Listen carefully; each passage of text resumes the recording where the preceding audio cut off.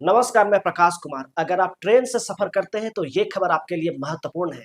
आज यानी 1 जुलाई से रेलवे ने अपने नियमों में कुछ बदलाव किए हैं। ये बदलाव तत्काल टिकट की बुकिंग से लेकर वेटिंग लिस्ट तक, किराया बढ़ाने से लेकर रिजर्वेशन के चार्ट की टाइमिंग तक के बदलाव किए गए हैं।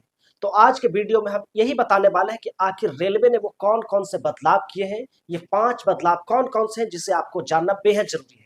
लेकिन उससे पहले अगर आप हमारे चैनल पर नए हैं तो सबसे पहले आप चैनल को सब्सक्राइब कर लीजिए। उसके बाद हम रेलवे के बदलावों के ऊपर आपको इन्फॉर्मेशन देंगे। तो अब हम पहले बदलाव के ऊपर बात कर लेते हैं कि आखिर पहला नियम क्या बदला है रेलवे ने। तो आप सभी लोग आईआरसीटीसी ऐप का इस्तेमाल करते होंगे। तो अब रेलवे ने साफ कर दिया है कि जो भी लोग आईआरसीटीसी ऐप के जरिए टिकट बुक करते हैं, उनका आधार का लिंक आईआरसीटीसी ऐप के साथ होना जरूरी है। यानी कि बिना आधार लिंक हुए बगैर आपकी तत्काल टिकट की बुकिंग बड़ी मुश्किल हो जाएगी और वही बहुत मुश्किल से आपको टिकट मिल पाएगा।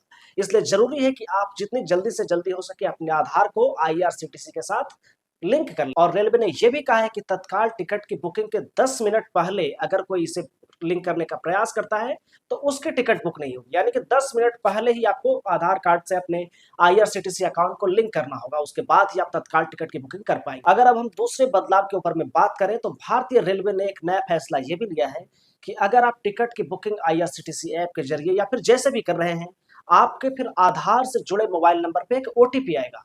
बिना ओटीपी डाले आपकी टिकट की बुकिंग नहीं हो पाएगी, जिससे कि आपकी टिकट की सुरक्षा भी बढ़ेगी और फर्जीवाड़ा से भी मुक्ति मिलेगी। रेल एजेंट तत्काल टिकट की बुकिंग खुलने के बाद भी अगले 30 मिनट तक टिकट बुक नहीं कर पाएंगे। यह भी कहा जा रहा है कि आने वाले समय में काउंटर टिकट पे भी आधार वेरिफिकेशन की सुविधा को बढ़ाया जा सकता है, उसकी मांग की जा सकती है। रेलवे अब इस बात के लिए प्रतिबद्ध नजर आ रहा है कि उसके टिकट की बुकिंग बड़े ही सुरक्षित तरीके से हो, कोई फर्जीवाड़ा ना हो। अब हम रेलवे के द्वारा लिए गए तीसरे फैसले की बात करते हैं कि आखिर तीसरा बदलाव क्या है। तीसरा बदलाव रेलवे ने जो लिया है उसकी मार आपके जेब पे पड़ सकती है, उसका असर आपकी जेब पे पड़ सकता है। दरअसल रेलवे ने यह फैसला किया है कि वो रेलवे का किराया बढ़ाएगी, ट्रेनों का किराया बढ़ाएगी। इसी कड़ी में नॉन एसी ट्रेनों का किराया 1 पैसे प्रति किलोमीटर के हिसाब से बढ़ा दिया जाएगा, जबकि एसी ट्रेन का किराया 2 पैसे प्रति किलोमीटर के हिसाब से बढ़ जाएगा। रेलवे को उम्मीद है कि इसके जरिए वो 900 करोड़ रुपए वसूल लेगी। रेलवे को उम्मीद है कि इससे उसका घाटा और कम होगा और इस दिशा में ये प्रयास काफी कारगर साबित होंगे। रेलवे के चौथे बदलाव की अगर बात करें तो चौथा बदलाव लाते हुए रेलवे ने यह फैसला किया है कि अब किसी भी ट्रेन में जितनी सीटें हैं उस पे 25% से ज्यादा वेटिंग टिकट नहीं हो सकती है। यानी कि मान लेते हैं कि किसी कोच में 100 सीटें हैं तो उस कोच के लिए 25 वेटिंग लिस्ट से ज्यादा 25 टिकट ही काटे जाएंगे वेटिंग लिस्ट में, उससे ज्यादा नहीं काटे जाएंगे। इसके जरिए रेलवे अपने आप को काफी क्लियर और ट्रांसपेरेंट खुद इस प्रोसेस को दिखाना चाहता है। इसी कड़ी में ये बदलाव किए जा रहे हैं। अगर हम पांचवें बदलाव की बात करें तो पांचवा बदलाव आपका चार्ट प्रिपरेशन को लेकर है। अगर आप ट्रेन से सफर करते होंगे तो आपको मालूम होगा कि ट्रेन खुलने से 4 घंटे पहले रिजर्वेशन का चार्ट तैयार होता है, जिसमें कि मालूम चलता है कि किसकी सीटिंग किस कोच में है। और वेटिंग लिस्ट में जो लोग होते हैं उन्हें भी उसी समय सीट दी जाती है, उन्हें भी उसी समय मालूम पड़ता है कि उनकी टिकट कंफर्म हुई या नहीं। 4 घंटे पहले होने के कारण कई सारे लोग अगर जिनकी टिकट कंफर्म नहीं हो पाती है, वो कोई दूसरा रास्ता नहीं ले पाते हैं, वो फिर उस सफर में नहीं जा पाते हैं। जैसे कि अगर किसी की पटना से दिल्ली तक की ट्रेन है और मान लेते हैं कि उसकी ट्रेन पटना से शाम के 7 बजे है, और अगर तो उस हिसाब से रेलवे का ये नियम कहता है कि 3 बजे के करीब-करीब उसे मालूम चल पाएगा कि उसकी टिकट कंफर्म हुई है कि नहीं। अगर उसे 3 बजे ये चीज़ मालूम चलती है तो उस स्थिति में कोई भी इंसान ये फैसला नहीं ले पाता है कि वो अपने डेस्टिनेशन पे कैसे जाएगा अगर टिकट कंफर्म नहीं हुई तो। इसी को लेकर रेलवे ने एक बड़ा बदलाव किया और रेलवे ने अब ये फैसला किया है कि अब ये 4 घंटे से की जगह 8 घंटे पहले आपको मालूम चल जाएगा कि आपकी जो वेटिंग की टिकट थी वो अभी कंफर्म हुई है कि नहीं हुई।